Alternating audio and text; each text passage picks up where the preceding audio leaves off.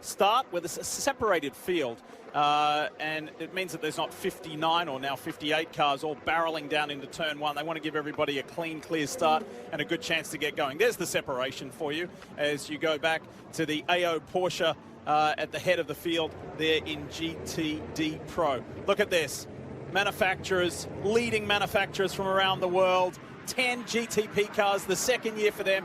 Drivers from all over the globe, from all categories of motorsport, are ready to take on one of the toughest tests in motorsports anywhere on the planet. And Pipo Derani in the Action Express Cadillac Racing wheel and machine on the right there gets the jump. This is the 2024 Rolex 24 at Daytona. We see the green, and Derani is flying already. And his ex-teammate, the Brazilian Felipe Nasr, goes in the first of the Porsches. He looks to the high side as they hit the brake zone down into turn one.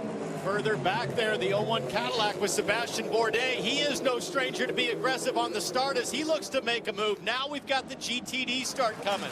This is Michael Christensen in that bright green Porsche on the right-hand side. There's fighting at the front of the field in the GTP class. Meanwhile, right behind Ben Barnicoat in the Lexus, it's both the Vasser Sullivan machines pouncing on that Porsche. Barnicoat with a big move to the outside. You see screen left there. Trying to take the Lexus to the front. Christensen fights him in Rexy, that bright green Porsche. And right behind him, that's Aaron Telitz in the GTD class pole sitter, the number 12 Lexus. He falls back as he rolls to the outside. Klaus Barkler moved into third there as we go back to the head of the field. The GTP class overall, and stretching his legs is the Dynamo. Pipo Derani, the reigning champion in the IMSA WeatherTech Sports Car Series in the GT. Yellow curbs on the short stretch of straight that takes him down to turn number 6. Flicks the car into the left-hand side. Takes a nice wide entry, trying to put as little steering movement on as possible. Steering scrubs off speed. And he's got a 5, 6, 7 maybe cars lengths advantage as he heads through Speedway turn number 2. That will be enough to keep him ahead, I think, as he gets down to the Le Mans chicane. Nasr still in third, fourth for Derani. Behind them, it's Nick Tandy, Louis Delatraz, Richard Westbrook's had a good restart in the bright yellow JDC Miller Motorsport Porsche. Yeah, those are the two cars that are moving forward, certainly at this stage. Number 6 car in particular, having taken the first restart in 10th position in the class, now up to 5th in GTP. That's Nick Tandy in car number 6, and the top 6 cars, well, pretty much nose turn. There's a little gap between first and second, but Bourdais certainly got a little bit of straight line speed advantage over the Acura, and he's going to sweep around the outside into turn 1 to take the lead. Sebastian Bourdais. Now can he hold it on the track? The Acura pulls it on the minds of everybody, and no one more so than Cawthorne Preston Motorsports, because Kenton Cook, last year you got the coolest trophy at the banquet with the MEC. Now you guys start off the campaign right where you want to be. How important was it to stay out front of Antonio Cuoco for the maximum points? That was a good battle. Oh man, it was difficult because I had to fuel save the whole time, and it was yeah, they're like, go fast, fuel save, go fast, but fuel save a little more. But yeah, the Mercedes by Korthoff is going pretty good, and you know, it's always a pleasure to be in a good car. It's unique opportunities to get these. It's unique to get these opportunities and to have a fast car.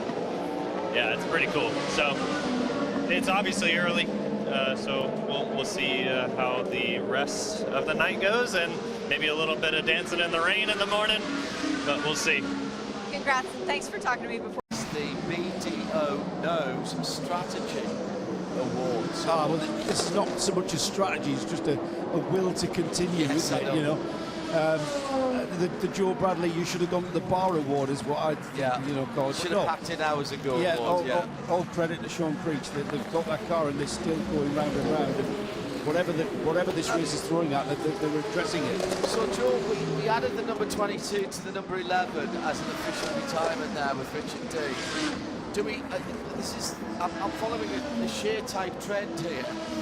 Do we know if the 88 has been officially retired as well? This is the Richard Mille AF Corsa, because that would mean that all of the cars that have been officially retired, 22 and 88, are all double numbers. Oh, that's a bit spooky, isn't it? And all divisible by 11. Oh, that's far too spooky. I think that team pulled the plug on that quite a while ago, but I'll check it out. I'll check it out to confirm. But I think I saw that team.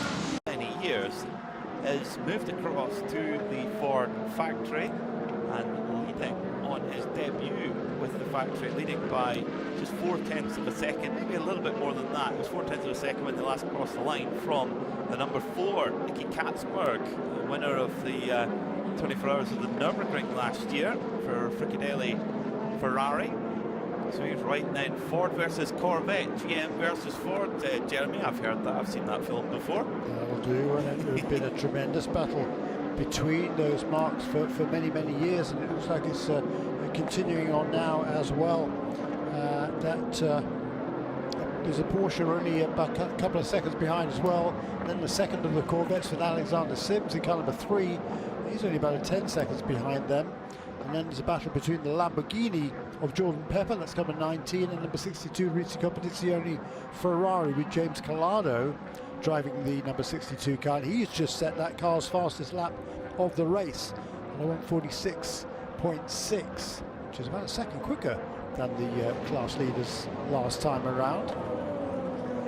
Meanwhile in GTD, it is a Mercedes 1-2 right now. It's the number 57 car for Winward Racing, Daniel Morad, who's been on. And think, hang on, where's the BMW gone? And it's still stuck on the track because the towing strop is no longer connected. And now, poor old Dries Vanthoor's thinking, well, what do I do now? I've got no power in the belly, and I can't move from where I am. I'm on a live racetrack. Now the guys have pulled back onto the road from the paddock area. Another tow, oh, in fact, that's the dryers that are tending to the track that have just gone by, and now they're trying to work out whether this tow. And 52 minutes to go. Remember, we started at 1:40 yesterday afternoon, so when we get to 20 minutes to the hour, that's where another race hour is ticked off. Although as we bring you this broadcast, of course, we'll be mentioning when we get to the top and bottom of the hour, as we call it in radio parlance as well. Give you a VP in-race update when we get to 4:30 a.m. Another quick top-up of how things are going in the various classes. Although hopefully we'll keep you in tune away from that update as well. Alessandro Pierguidi for Risi Competizione and the Ferrari. A decent lead now. Only consider the amount of laps when we joined the broadcast where it was Risi from Corvette by a split seconds. That 7, nearly 8-second advantage is quite a decent margin now to be resting on. Back to Earl Bamber's Corvette number 4 and Paul Miller Racing's BMW M4. And we were boasting on Pippo Durrani's stellar run, a quad. You were just a machine out there. Can you tell the folks at home just where you are because of all your experience, level of fatigue at this point, being in the car for so long? Yeah, it's been 2 quadruple stints for me during the night. I was feeling great, so I thought we should use the opportunity to stretch myself and maybe Jack and leave Tom to the end fresh. So it looks like we're gonna be on time to make that happen. It's not easy when you are only in 3 and all the other guys are in 4. So yeah, I was trying to pull one for the team here tonight to see if I could give some of the other guys a little break and be fresh for the end. So we'll see. So far the car looks okay, but the Porsche seems to have a little bit of pace on top of us. If we are out front, we kind of can control a little bit, but I think they have a little bit more. So we'll see. We'll see in the next final 6 hours. All right, we're going to let him go back to the hauler and get a breather. And Pippo talked about it. This is one of those teams where they have 3 drivers. Gary Nelson, the longtime team manager, told me, we've won with 3, we've lost with 3, we've won with 4, we've lost with 4, but we feel like this setup allows. Yeah, well, I think most importantly for a front-engine sports car, 5 hours to go in a 24-hour race, the front end of this race car is pristine. Yeah, it's dirty, but from an aerodynamic standpoint, it's absolutely perfect. There doesn't appear to be any contact to the front. Yeah, the back's a little chewed up on the right rear. The once again, if you're a front-engine car, that's what you need. That's what you want to finish this race strong. There has been some big news within the top 3 within this class, GTD Pro, involving the Pratt Miller number 4 Corvette Z06. It's headed back to the garage. What is the story? This car was running 3rd with Earl Bamber behind the wheel through the Le Mans chicane. Oh boy. That's a rare mistake for Earl. Check this out. This is Cadillac Racing, Porsche Penske Racing Motorsport, and that was an off-track excursion by the 6 of Kevin Estre. Wow. Splitting the traffic. And then he just has nowhere to go, just basically keeps his foot in it. That is brave, brave stuff, and we've seen that numerous times. Remember Kevin at Le Mans last year? He was just an animal behind the wheel of one of these machines. I remember in VIR last year or the year before in GTD competition. I mean, he wasn't afraid of anything. So he's the right man to have behind the wheel, as it's a Porsche Penske Motorsport 1-3 at the moment, 1st and 3rd, with 4:07 on the clock as we head to the pit box. Who have you found, Marty? Who's the latest visitor and guest? The president of them earlier, maybe they'll see it differently. Here comes the one popping out awfully late. Yeah, you can see the ABS. I think you get into the ABS, the pedal goes numb. It takes away the ability for the tire to lock. And there goes it also takes away braking pressure, and you basically go straight. There goes the number 12 Lexus too, so that moves Aaron Thielitz up into P2 in GTD. There was a lot going on there. It'll be all right. Jimmy Bruni might be in trouble though. He's eased his pace dramatically. He's in fact, excuse me, the white flag has come out now. What? The white flag is out now, so this is the last lap. Why? I have no clue. No, it's being shown to the GT cars, isn't it? Well, but it shouldn't be. Yeah. It shouldn't be. Okay. Well, I'm now confused. I heard the call from race control, and I presume that was for next time around. It should be. We've still got almost 2 minutes on the clock. That's plenty of time.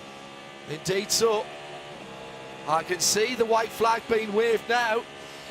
So this is Felipe and Nasr coming round for the final time. The checkered flag is out, and the 2024 Rolex 24 Hours at Daytona goes to Porsche by about a second from Blomqvist in second place. There's a lot of confusion moment for no, they've stopped again down in the pit lane. This is extraordinary. We promised you 24 hours, and we've got more drama at the end of the race as well. Here comes the Rasmussen era car.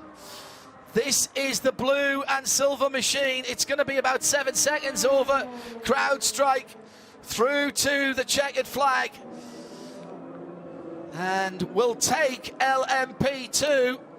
Comes through across the line. Daniel Serra for Risi Competition has won in GTD Pro because EO Racing has taken the checkered flag, and it'll be between Daniel Morad and Miguel Molina. It's Conquest. Here they come again to the line with the checkered flag. You see multiple drivers, in the car, but ultimately today it came down to a full team effort from Team Penske. That pit lane move, maybe it was a short field, maybe it was just quick work, but that's what got them the track position, and I think that's what really sealed the win. When you look at any team, you have to look at the top of the pyramid, and that's Roger Penske. The tradition of winning continues because it's the culture he creates. Whatever he touches turns to gold, not by luck, but by hard work, determination, and leadership. A Borg Warner a few months ago, and now another Rolex. I hope he has room for a bigger trophy case. Oh, by the way, a Cup Series championship in the middle there with Ryan Blaney as well. The GTD winners are hanging out with Matt Yost.